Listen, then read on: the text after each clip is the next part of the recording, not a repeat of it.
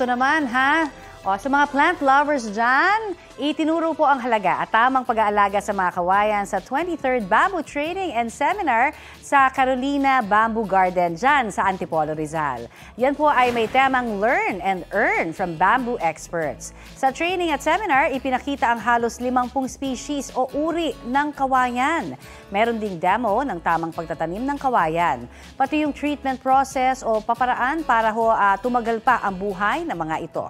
At kung papaano mapaparami at mapapalago ang mga bamboo. At balita ko, yung ilang sumali nanggaling pa sa probinsya at gusto rin nilang ibahagi sa iba ang natutunan nila. Sabi ng founder ng Carolina Bamboo Gardens na si Mrs. Carolina G. Jimenez, gusto niyang bigyang diin ang halaga ng kawayan sa buhay natin. Ang bamboo mula sa roots hanggang sa pinakataas na portion may gamit. Ang aking passion is to impart to our kababayans the importance of bamboo. Bamboo can be used for any type of building. It can be used for houses, huge event centers and pavilions. But in order for it to be used correctly, we need to make sure they're safe and strong and resilient.